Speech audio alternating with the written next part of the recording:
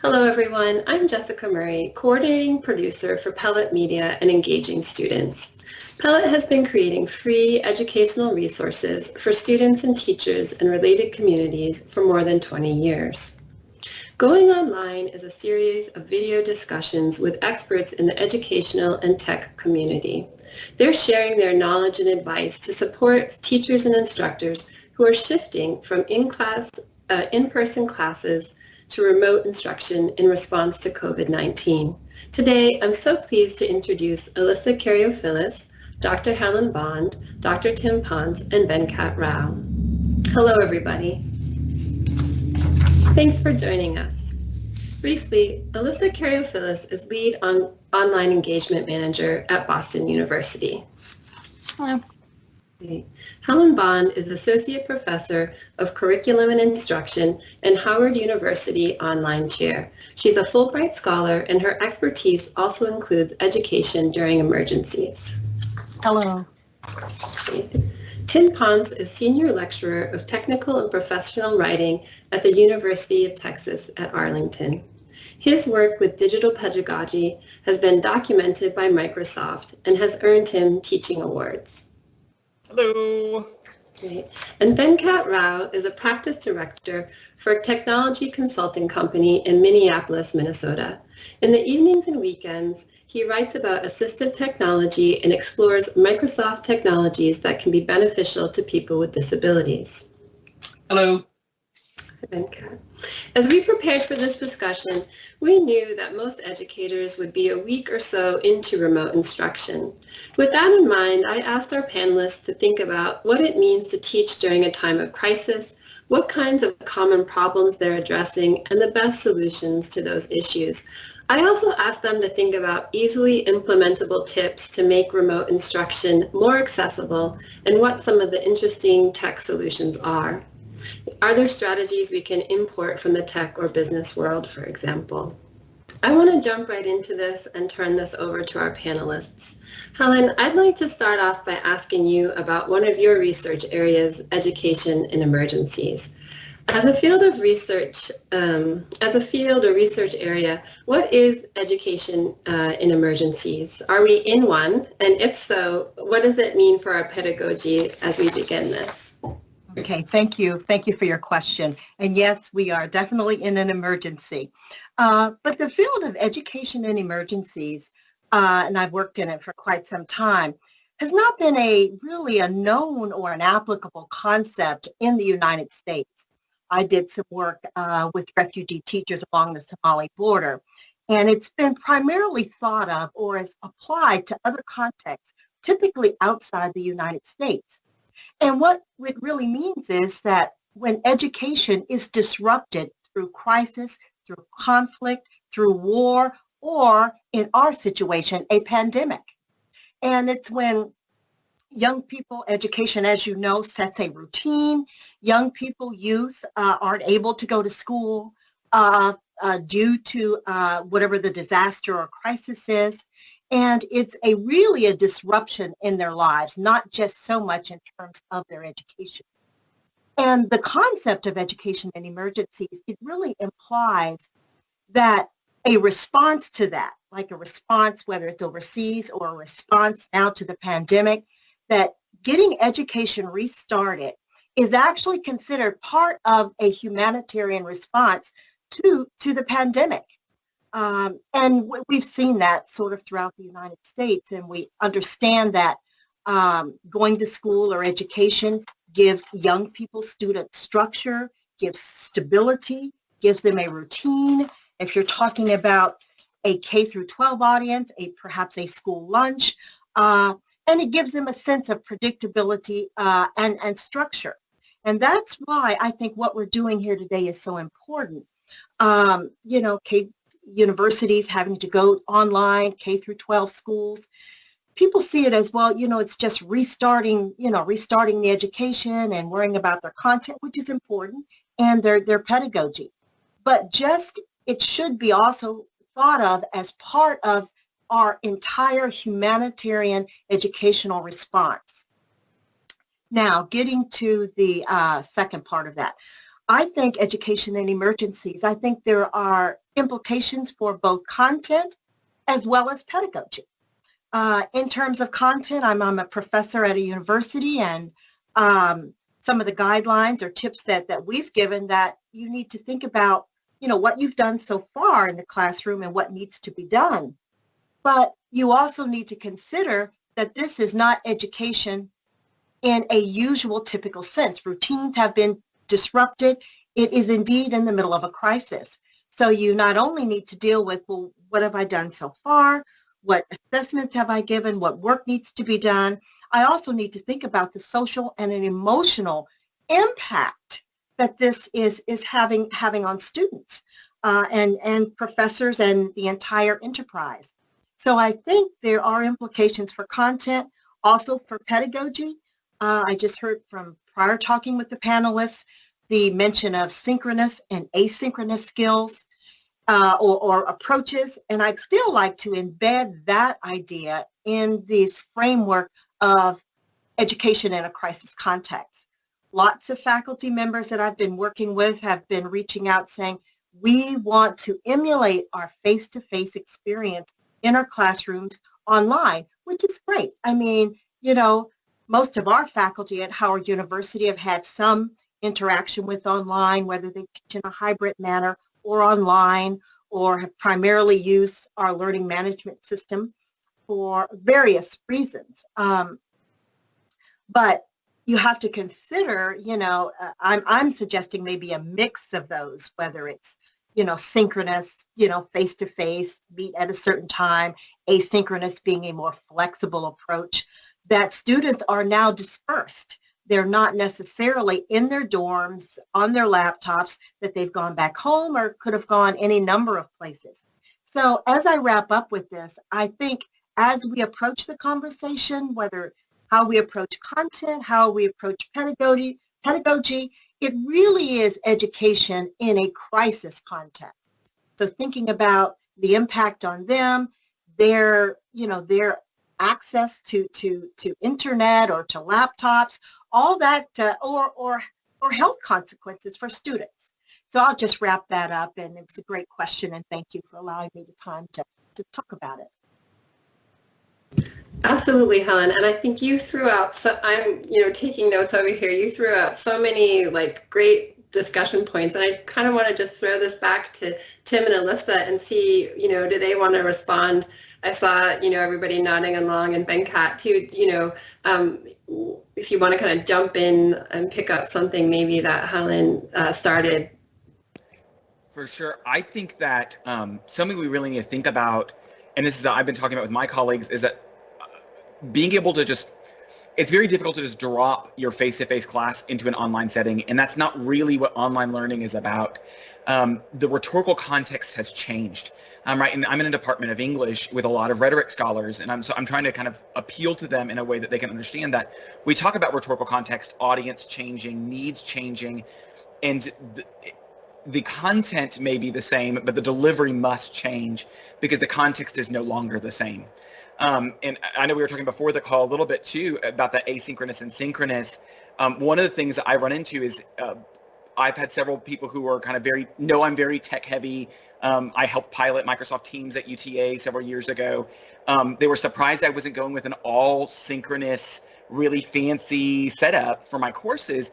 And I was trying to explain to them that, one, that eats up so much bandwidth.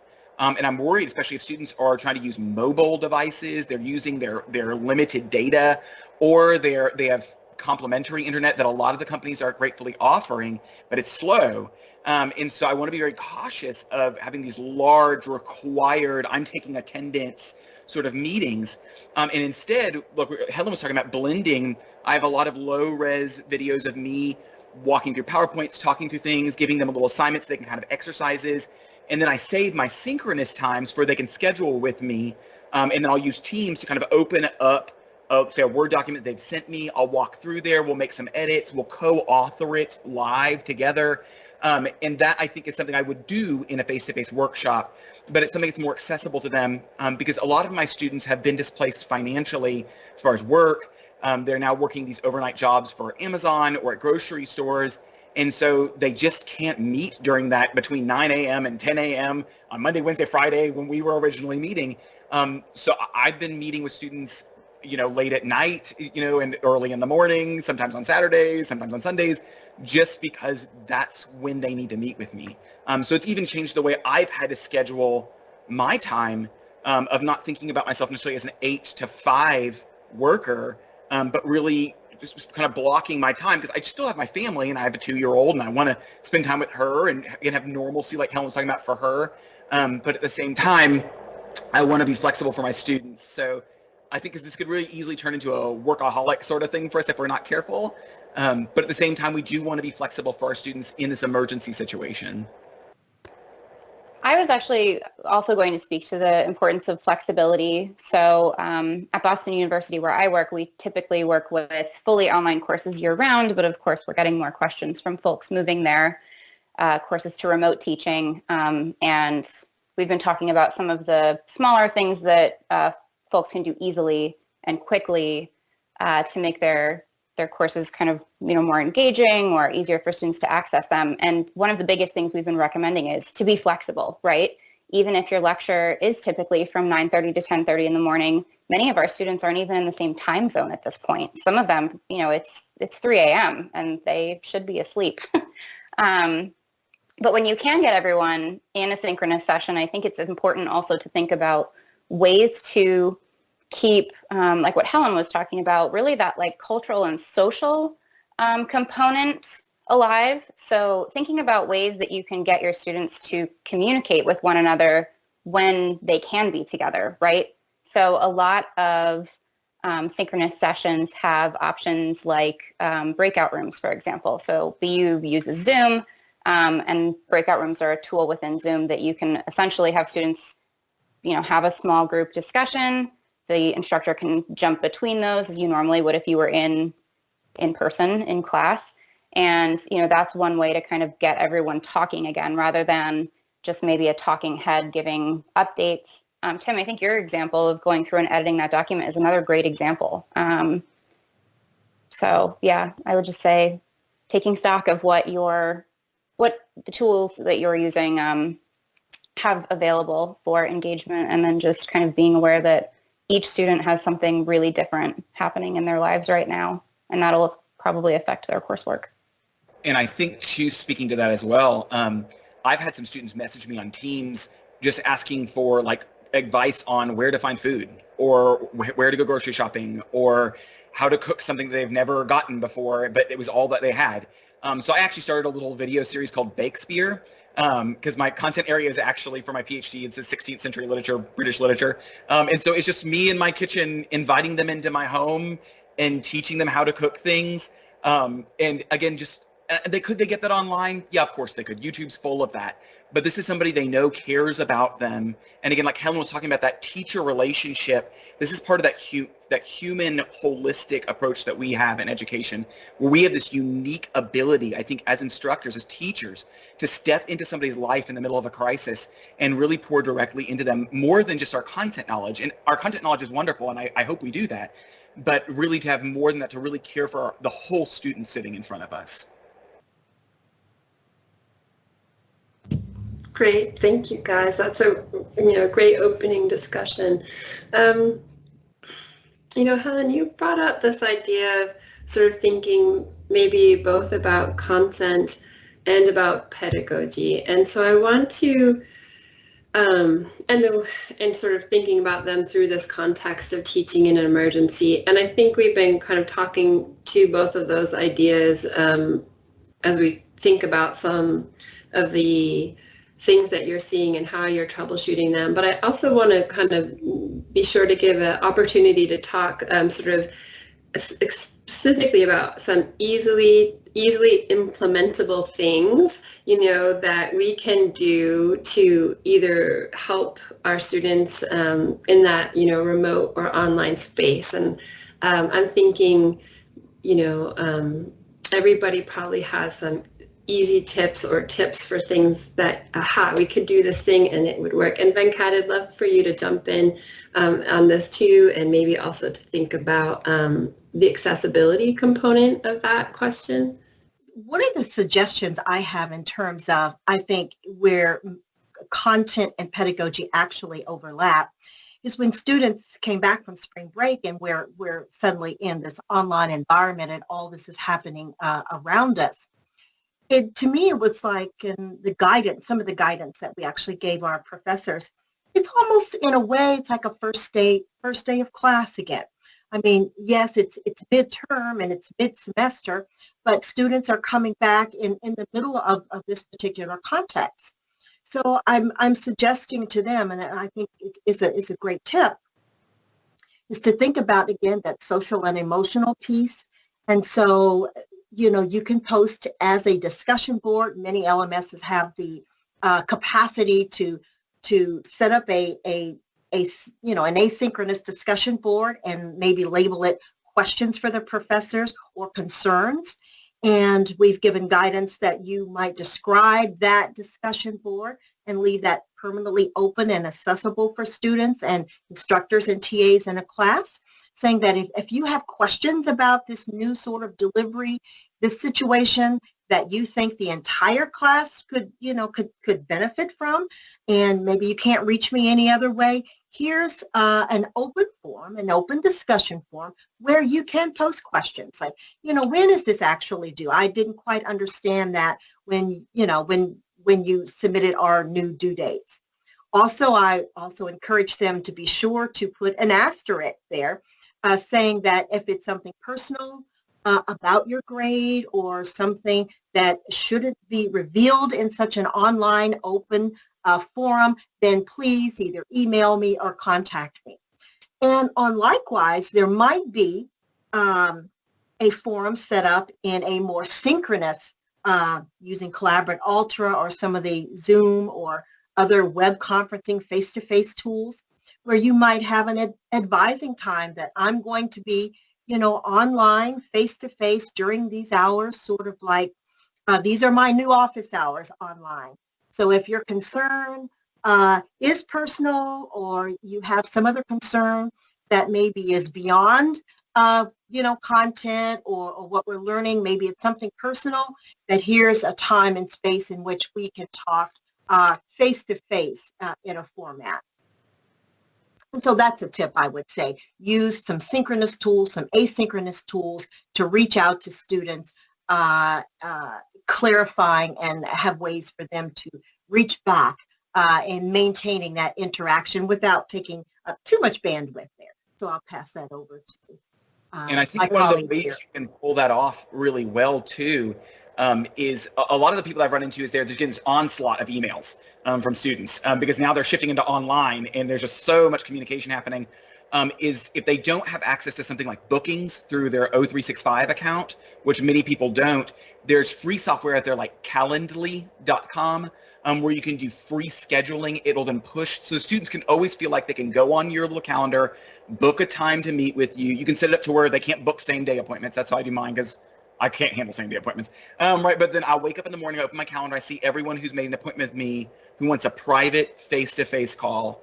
And they always know that they can get that appointment with me. And so again, that's a way to kind of make them feel, again, give them more control. So just a little practical tip on implementing that because I completely agree with you. I think another thing that really both Helen and Tim that you've mentioned have been communicating often as well. So with all of the things that you're recommending, like tell students what you're doing and how to do it, right? Like give them very clear instructions. I think also tell them that it's like new for you as the instructor as well. I think it kind of, this is all new to everyone involved, and being open about that, I think is good. Tim, I loved your example of the cooking class. I think that's a great way to really stay engaged with your students on like a human level. One thing that we recommend, it's a little bit more related to like the content specifically, is if you see a news article or a news clip or something midday, like just email that out to your students and say like, hey, I saw this. This is really relevant to what we're discussing in class right now. What do you think about it? And that's another thing that you could even post if you have access to an LMS in the discussion board and ask students to start a conversation. One thing that we do in our online courses year round is have students, post a response to a discussion board question, and then they're required within a certain number of days to post at least 2 responses to posts by their peers. And that really keeps the conversation going. Their instructors will hop in, and I think that's another easy way to accommodate students' schedules while still, showing them that you expect them to be engaged with what's happening in the course. But I think that what I just said also brings up some concerns for accessibility, because I know one thing that I've seen folks do is maybe they just take like a picture with their iPhone of a newspaper article and then just send that image out, which of course is not accessible to all students in the course, right? So, Venkat, I don't know if you have thoughts. Yes, I do. And in fact, what I'll say is, so I heard from all of you about the need for being synchronous as well as asynchronous, right? Because we're in such a scenario where we all cannot be in the same place together. And I think that's okay. And that's a message that we need to convey. A lot of businesses operate that way anyway, but I think for a school or education setting, that's a fairly new concept because of the times we live in. And that's where technology really, I think, shines in that, I think all of us here in this panel are familiar with a product like Microsoft Teams, where the emphasis is more on collaboration and communication. It's okay if you're not all together in the same, call or meeting, etc.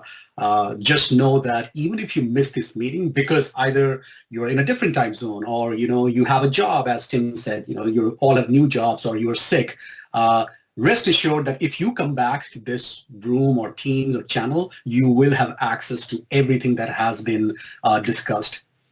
And also, Tim, like your videos that you're creating, so if you just turn on your Teams recording, you can record all your recipes and your cooking, and everyone can keep coming back to those videos and keep seeing them again and again, right? So there's that aspect as well. And you can implement that in a classroom setting also, where you are speaking with everyone, but if you just hit that record button, your lecture is being recorded. Like, how awesome is that? And that's something that's not available in a typical classroom setting. If I'm not paying attention in class, oh boy, I missed out on all the important things, right? And I am out of luck there.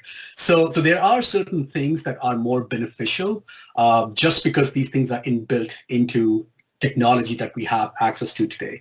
And of course, what essentially ends up happening is that for the most part, like all the students, many of the students are able-bodied, so a lot of things are taken for granted, right? So Alyssa, like you said, I saw an amazing article. I just took a photo of it and I sent it to everyone. Well, okay, all right, maybe 90% of the students can read the content, but 10% of the students who are probably blind or they have like low vision or some sort of vision impairment, they absolutely cannot. And then what do we do, right? So, and of course, there's typically not a lot of awareness around, okay, so I'm sending an image with text in it. I should do something about it because a blind person will not be able to read it. And I think that's where, again, so there are technologies available. So for example, there's an app called Office Lens. It's a Microsoft app, it's a free app, and it has OCR built into it. So you take a photo of either, it may be an article or it's a menu or it's something you wrote on a whiteboard. So you take a photo and then it immediately reads as much as it can. It's fairly smart, it's fairly accurate, and then you can then send that text to everyone. Now we have an inclusive solution, right, where it doesn't matter if you have a disability or not. Everyone has access to the same content. Now, similarly, if you look at deaf students, for example, so a lot of colleges and schools, they have the ability to provide note takers, for example. So someone in a class is taking notes for someone else who probably cannot hear the professor, or they cannot take notes because of their disabilities, etc. Now, again, considering these trying times, we may not have access to note takers, and also, there are certain schools that don't have budget for note takers and people like that. Now, to cater to that audience, we can now depend on technology that's built into the products that we are using. So, for example, in Microsoft Teams, you have live captions, right? So, as we speak, we can turn on live captions so that anyone who, I mean, they may or may not be deaf, or even if they're not really hearing, they can still view what's being said. Right, so that you have those kinds of options now.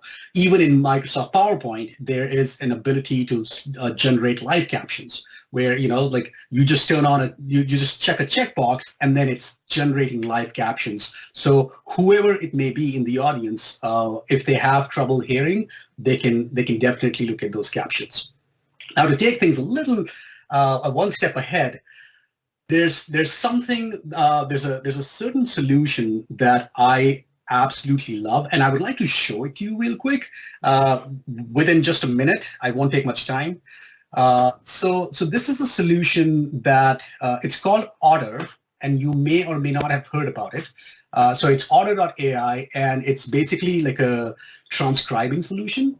So what's happening here is that I, as a speaker, I will just hit the record button, right? So as I'm about to present either a presentation or I'm in a classroom setting, and what I do is, and I have my mic, right? So I need a mic to capture my audio, and I'm hitting record. I'll allow my microphone. So as soon as I do that, and it might take a second here. Yeah, there you go, right? So now, as soon as I start speaking, it captures all the audio, and you can see that it does a very good job of capturing the right words. And in many cases, it does very well with punctuation as well. So what you're really doing is, again, nothing special. I, as a teacher or as a presenter, I'm just doing my own thing. I'm not doing anything extra here. I just hit one button, but now I'm actually generating some transcription, some captions. What's really amazing about this, though, is now if I stop, so we'll let it process for a few seconds. But once it's processed, you will see that it allows you to not only view the notes, but also you can highlight, you can add comments, and you can share it with others. So if you have a deaf student, for example, who is, for some reason, they cannot attend the class, your online class, you can just take these notes and share it with that student as well. So, and we'll give it a few more seconds. It should be done very quickly. So yeah, I mean, here you can see, right? So I can highlight. Right, so now, as soon as I start speaking, it captures all the audio, and that was me talking, right? So it captured all that audio. I can highlight, I can add comments, and then I can also share these notes with my students as well. So these are the kinds of solutions that are available to a lot of us. And so Otter.ai, it gives, I believe, 600 minutes for free every month, so which I think is pretty substantial. But otherwise, you can also sign up for like a premium service, etc., which gives you a lot more minutes. So anyway, so these are some of the examples that I wanted to share with all of you. There are just so many more. You can also use Alexa for like in-home learning. You can create your own skills. But I think the biggest message that I want to convey is there are options available, and if you have the students in your classrooms who need some level of accommodations, please consider what's available to you already. And for the most part, they're all free. I'll stop there. That is such an awesome tool. I hadn't heard of it. I think some of the things you spoke about as well, like even just some smaller things that people can do if they want. You mentioned having a microphone, right? Mm-hmm. So making sure that you have a headset with a microphone, or even just a microphone like you have on your desk, is so important to getting, more accurate transcripts, and also just providing a good audio quality like mid-session.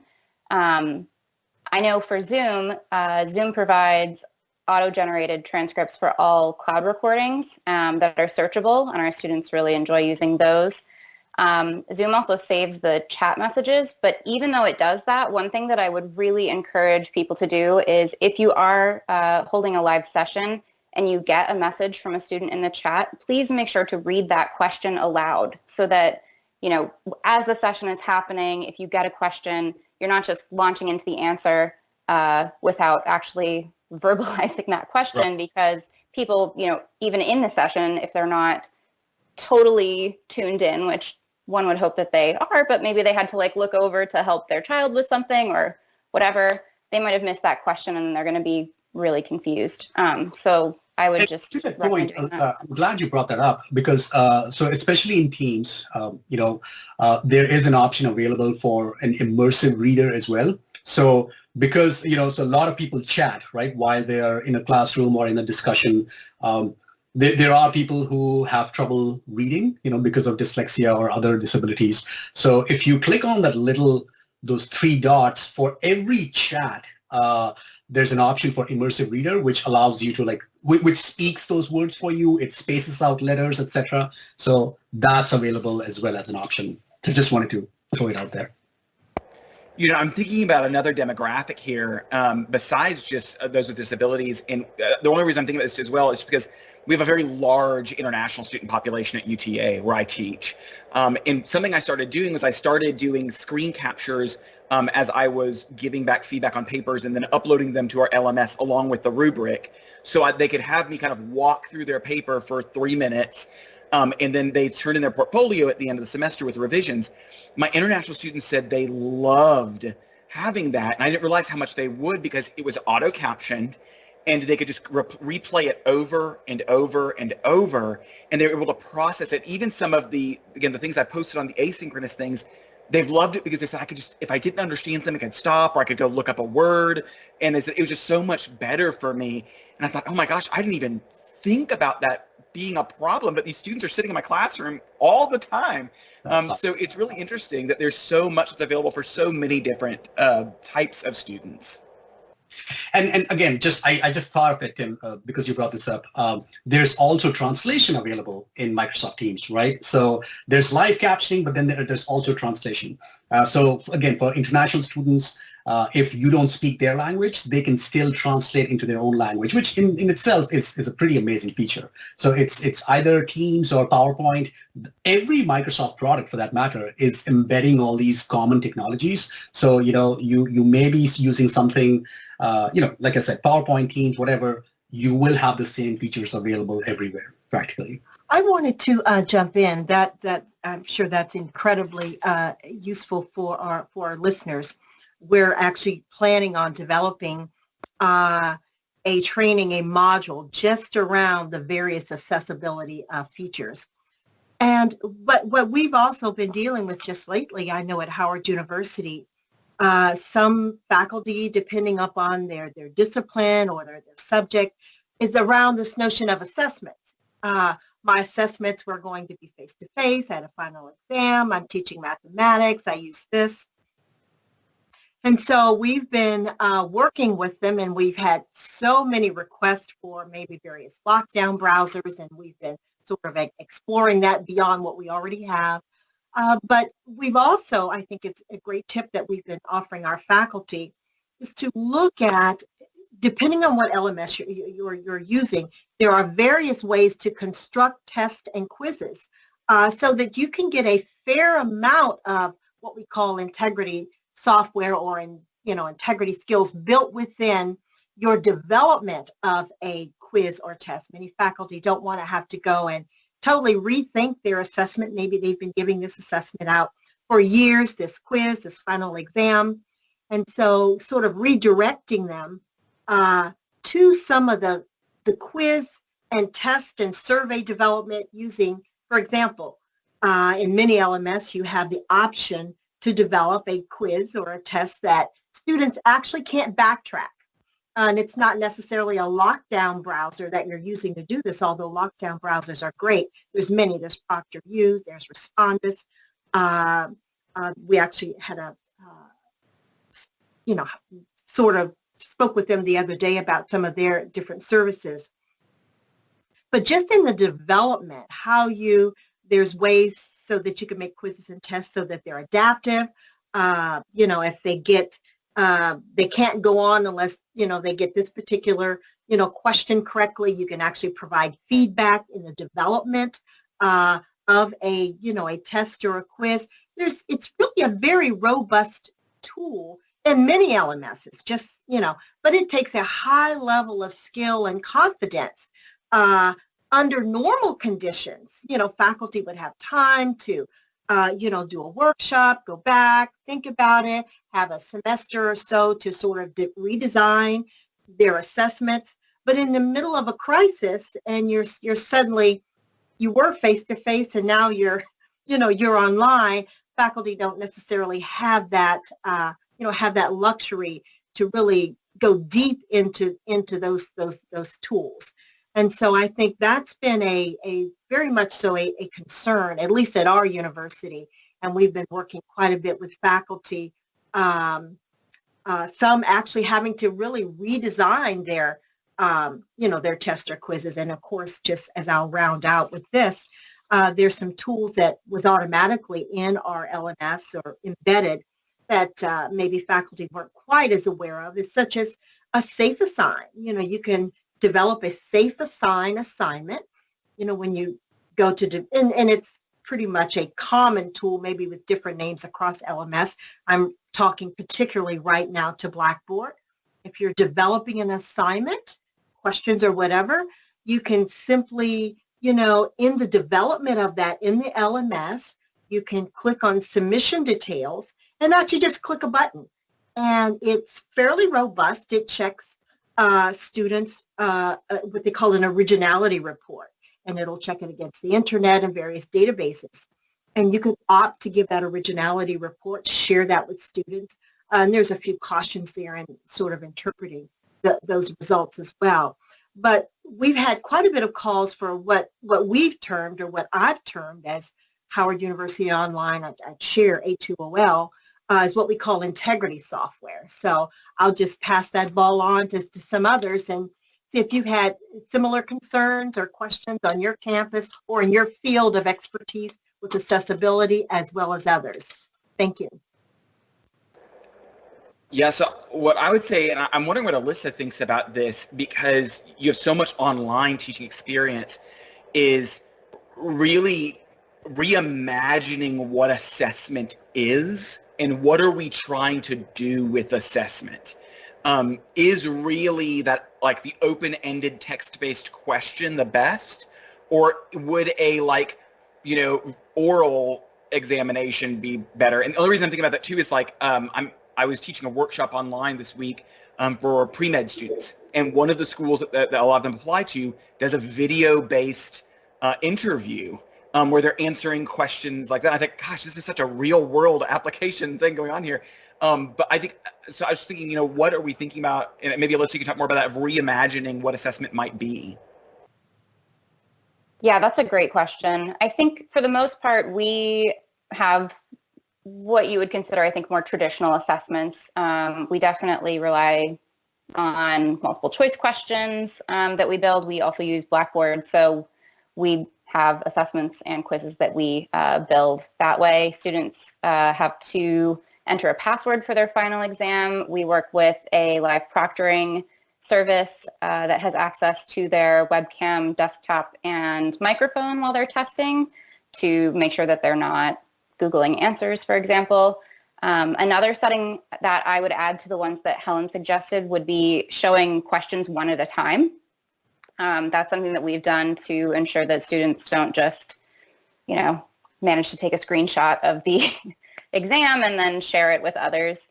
So that's another thing that I would add on.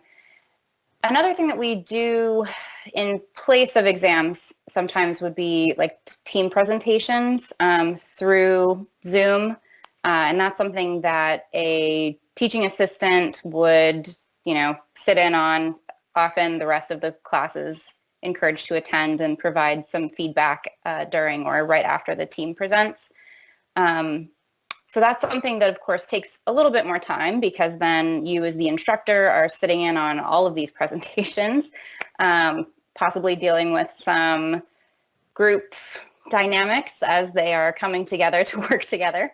But it doesn't require you to actually go into your LMS and build a test pool and, organize the questions that way and make sure the settings are all correct, or identify a vendor that you can work with, because the we have heard from a number of different offices that the proctoring vendors that we've worked with previously are stretched pretty thin right now, especially because proctor centers tend to be international and other countries are also dealing with this pandemic, right? So their testing facilities are closed, which means they have fewer proctors available to meet with students live. Ordinarily, we're able to schedule exams.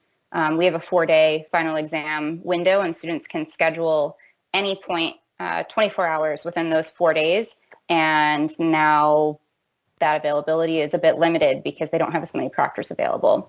So we're also finding that we may have to get a bit creative. I think it's also a matter of maybe just being, I said flexibility before, but I mean, instructors maybe need to be a little bit more flexible in what they expect their, the proctoring partner to be able to do, right? If we can't actually get live proctors, then maybe for this semester, we rely on record and review, wherein a student would still check in with a proctor, do the room scan. Their exam progress would still be recorded in the same ways, but they wouldn't get the live flagging that they would get with a live proctor service. And so if there's a student and instructor is concerned about, they would have to review that recording later. But yeah, it's tough. Excellent. Thanks, everybody. Just one quick thought before I pass the final question over to you. I really appreciate your time this afternoon, and I know we've been sort of having a pretty wide-ranging conversation with lots of great insight and tips and ideas, so I'm really grateful for that today. And just wanted to go back to one thing, Helen, that you said about assessment that I thought was also interesting, just this idea that in our tests we can have that feedback option, which to me seems like a way of making the test feel less about assessment and more about like the learning experience. It's okay to be wrong, or you can even learn at the moment that you realize you didn't know what you wanted to know or thought you knew. So that's kind of an interesting piece. And so it sounds like all of you were talking about all these different things you can do in the LMSs to kind of play with assessment and think about, Tim, that question too of, reimagining what assessment might be like.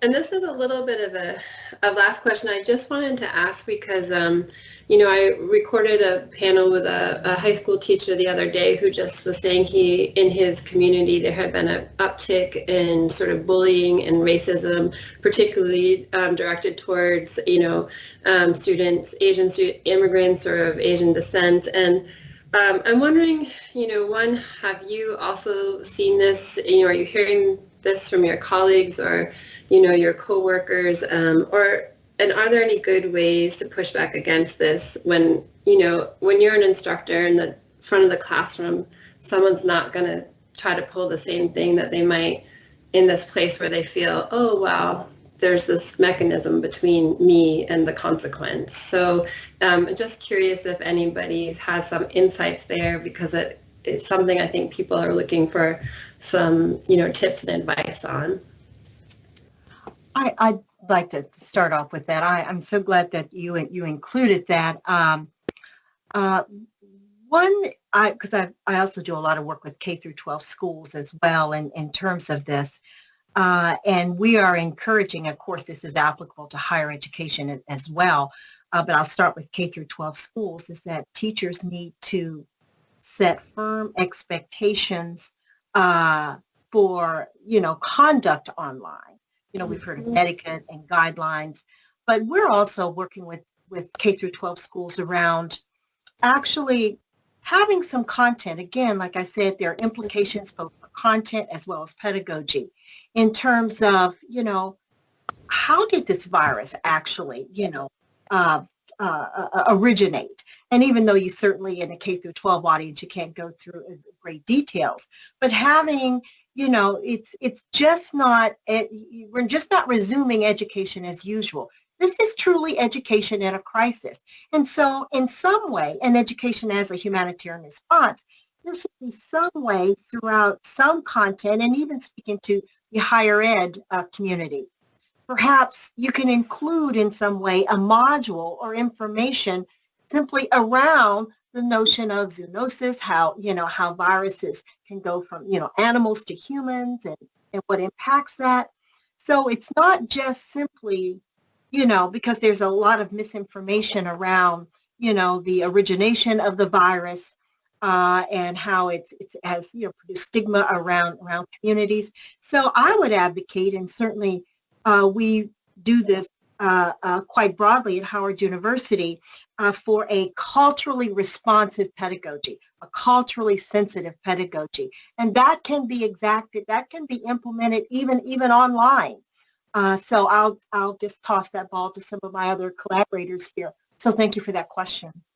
So like one of the things I did was, like it's about reimagining, I reimagined some of my projects to respond directly to what's happening culturally for us. So in my introduction to technical writing class, I changed our infographic unit to where they were doing infographics about potential careers to now all the infographics are about this virus. And so explaining why are we doing social distancing, like why is it not great for everyone to go to the grocery store at the same time, or why is it that we shouldn't be at a university with 45,000 students on campus simultaneously, and again because the whole point with infographics and data storytelling is the data is too complicated in table or paragraph format. We need a visualization to help explain and translate that information. So it teaches the concepts of data visualization, data storytelling that I already had as objectives in the course, but it also imparts this very important information. Or even for my grant writing course, we are partnering with a local nonprofit, and we have that from the very beginning, and they have a free clinic portion. And so allowing them to write, their grants were originally as part of the dental component of that free clinic. They really needed some equipment, but now we're kind of branching out and saying, okay, let's see if we can find grants that will help us fund this clinic's response to those who are uninsured, right? And they're in this sort of situation where how we're going to have this medical response to that. Let's find grants now. We already taught you grant finding skills, so I'm realigning some of that. And so they feel like they're involved, like immediately in this crisis. So they're having to research and learn about it while also we're still checking those objective boxes that I have in my course description.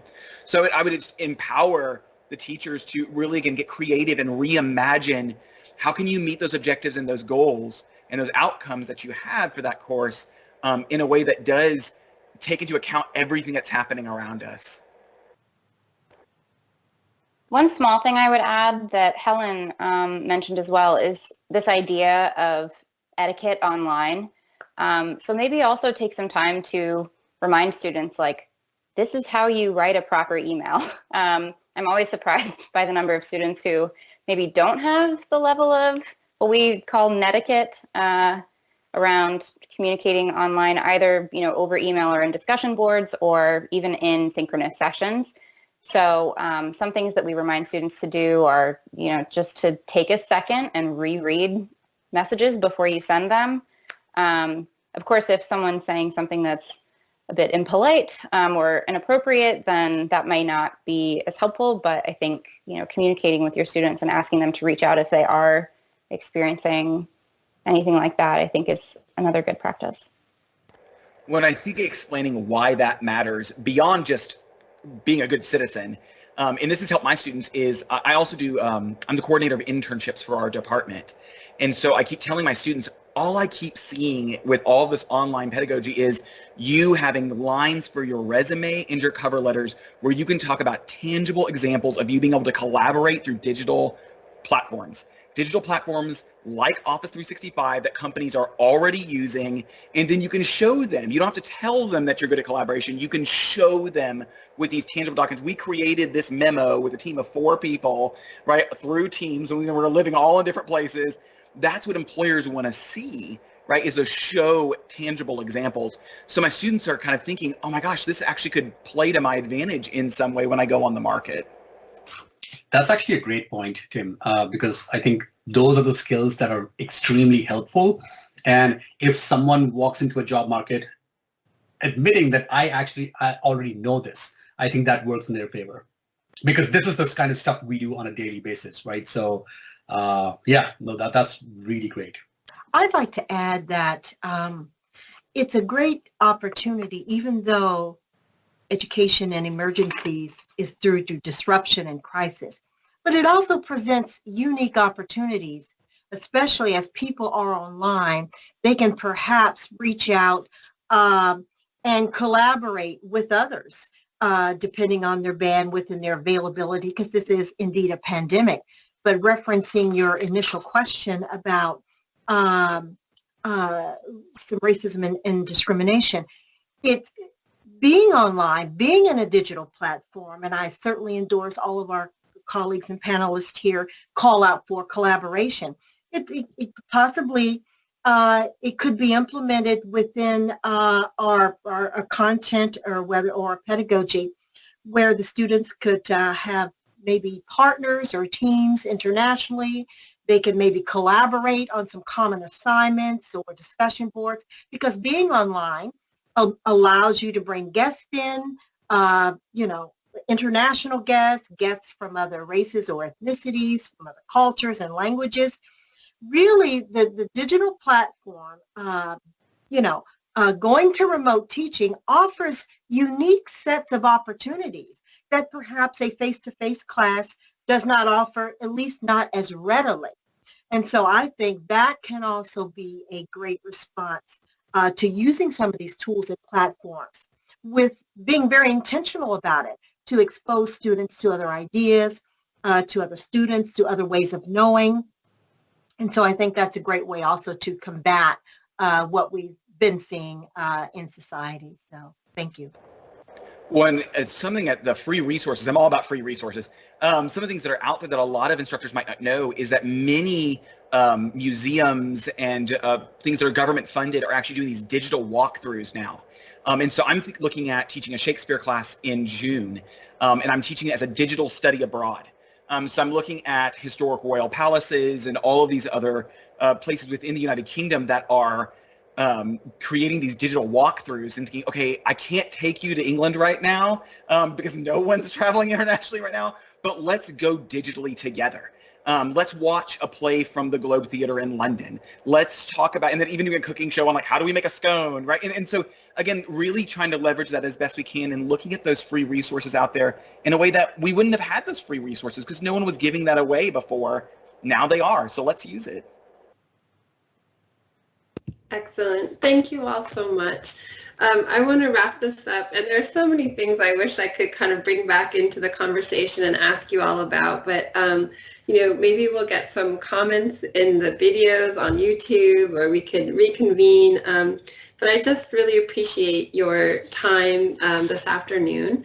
So thank you all so much. And I'm just going to do my wrap up. This is Jessica Murray again for Engaging Students. Thanks for joining us. I'm really pleased to share your insight and advice. For more resources around engaging students, please visit us at engagingstudents.com. For more info about our panelists, Alyssa, Helen, Tim, and Venkat, please see their bios and links on our site. Let us know in the comments how we did and what you'd like to see more of. Thank you very much.